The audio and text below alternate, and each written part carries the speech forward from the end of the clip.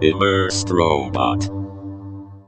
Hello, welcome to Immersed Robot, and I'm back in Elite Dangerous. No, I'm not actually, bit of a surprise. So I'm in Star Wars Squadrons this time, and I just, on the off chance, I just sort of went into this last night actually, for the first time in a long time. And it was just a great experience in the Pimax Crystal. I spent a little bit of time setting things up graphically, and I've got it running about as good as I can at the moment in the Pimax Crystal. So of course I'm using the Pimax Crystal to play this at the moment, and it's just unbelievably good. I forgot how much I like this game. Now, I was getting this running pretty consistently at 90 frames per second last night. I'm not showing the FPS VR overlay on screen at the moment, only because I am recording this footage on the same PC that I'm playing on. So the actual probably would be dropping down a little bit more now, but it feels pretty good, feels smooth, dropping occasionally, I can see. And actually there is some inconsistency in this game anyway, in different areas where it does drop down. Even if you get it running pretty well at 90 for the most part, you will probably still drop down in places if you're running close to the edge. But this is just such a great looking game, and I'm running on low graphical settings. Of course I'm on my RTX 3080 here, and I'm still making those same compromises I talk about in pretty much every single video to do with the Pimax Crystal, in order to get things running satisfactorily. And performance is pretty good, like I say, almost consistent 90 on low settings though in game. That means the graphics are taking a bit of a hit. Now I'm running this at actually 100% SteamVR resolution scaling, but look at this. This is just, this blows me away, this game, it really does. If you're a fan of Star Wars, this is sort of a dream. This would have been my dream game in when I was sort of 10 years old, I would say. I would never have predicted this could be something that we'd be playing in the future and feel like you're actually there. I'm in the cockpit. This is the thing. I'm in a TIE fighter right now. It's fantastic. But as I was mentioning, I'm on 100% SteamVR resolution scaling, and then in-game I am down to 80%, but it's still a very high resolution. As I mentioned, with those sort of numbers, you're still running well over 3,000 pixels by just probably around 3,000 by well over 3,000 per eye. And I can get FPS VR up and running actually. I might do that in a second. In fact, let's get that up and running just so you can see that. So there we go, I've got FPS VR up and running now again, and yeah, we are running at 90, but once again there will be drops. I know there will be drops here and there. It does happen in this game. Now, in terms of resolution, it looks great. It's not quite as sharp as I'm used to in a lot of other things in the Pimax Crystal, but it still looks great. It's the best I've seen it looking. And of course, if you want to lower that resolution scaling a little bit, then you can do that. In order to increase the other graphical settings in game. But look at this, pretty much rock solid 90 in this section, and I am recording on the same PC as well. But some of the detail in these ships, and actually in the TIE fighter it doesn't show it because you're closed off a lot in this cockpit, so you can't look around you quite as much. It's better, the better sections of the game are where in things like the X-Wing. But I highly recommend this if you've not played this in VR. This is absolutely fantastic.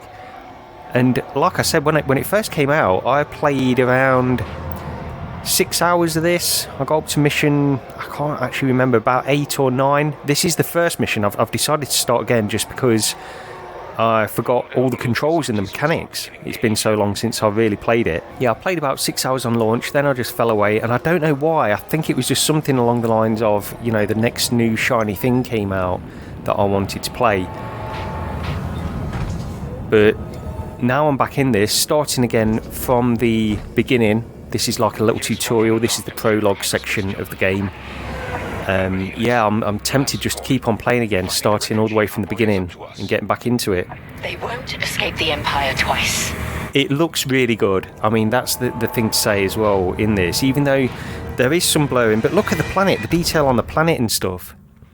But there is some blowing. I'm not going to say it's absolutely crystal sharp or crystal clear in this game based on the machine I'm running it on.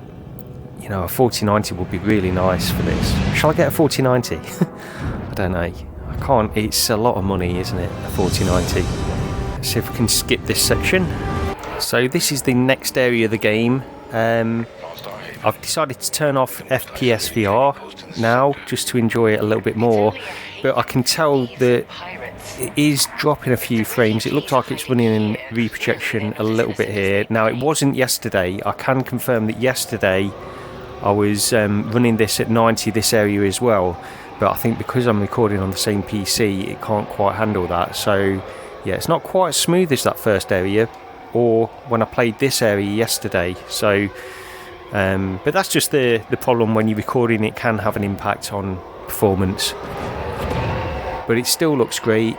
You know, just being in this ship, in this, it's the IP, isn't it? It's Star Wars. Just being in this area, it just adds so much.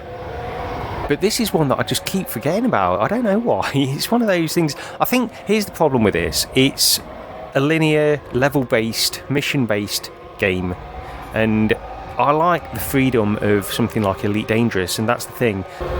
But I guess that's the nature as well. Sometimes you can go back and forth between these types of games, both space games, Elite Dangerous and Star Wars Squadrons, but they're completely different type of game, of course. And the open world nature, the openness of Elite Dangerous is something that really attracts me to that. You can play that how you want to play it. This is not that kind of game. This is level based, mission based, and there's objectives. And sometimes I think after a while I just got to the point of, you know, I just want a level of freedom in some of this stuff. And, you know, it's not always the way to go. And now I'm back in this. This is sort of what I want to spend a bit more time in, actually. The thought of playing some missions and have it be level based like this is actually pretty attractive to me. And I don't want to pretend that this is absolutely sharp. So just going back to the resolution thing, it's not, and that's just because of my system. I don't want to give the impression in this video that everything is absolutely sharp, but it's still, once again, it's still the best I've seen it, so that's worth mentioning in itself. Oh, I wasn't paying attention at all, wasn't reading the instructions, so I'm probably going to miss this now. Where is it? So this is a joke. I wasn't paying attention. It's got way too far ahead of me here, so I've messed that up. I'll probably need to restart the checkpoint. But yeah, for anybody that hasn't tried this yet, it's one definitely worth picking up for any fan of VR. I think it's great, especially if you're into space games, of course. And this is a combat game. You will be doing a lot of combat in this. It's a little bit repetitive, but the missions change a little bit as well. So I guess we'll just shoot this one down. It's just very satisfying, this game. So this is just a quick look at a different section of the game. This time I'm in an A-wing, in a nice little area, actually. Something to do with a Star Destroyer that we've managed to get hold of. This is a little bit later on in the game, not too far. I think this is mission 3 or 4 maybe, something like that. But this is obviously just giving you a taste more of different areas, and when you've got a ship like this where you can actually look around, it adds a lot. Performance is still taking a bit of a hit.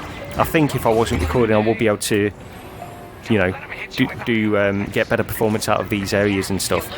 I'm not concentrating, and I'm going to lose this now.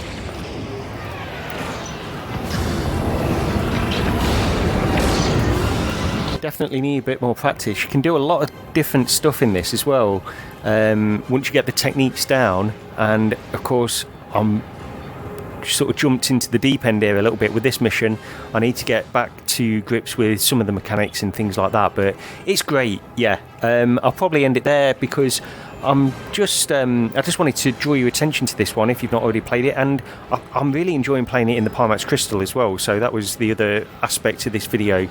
It's I wouldn't say that the Pimax Crystal is changed the experience too much from other headsets, only because I can't ramp up that resolution scaling in this quite so much. But it's still, as I mentioned, still the clearest I've seen it. So it's worthwhile. And of course, if you've got a higher end GPU like a 4090, then you're going to have a great time in this anyway.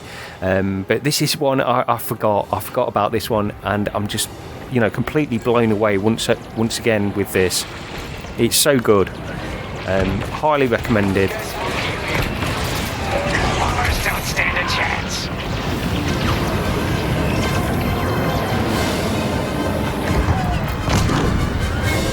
But I guess we can leave it there. Thank you very much for watching this video, and I'll see you next time.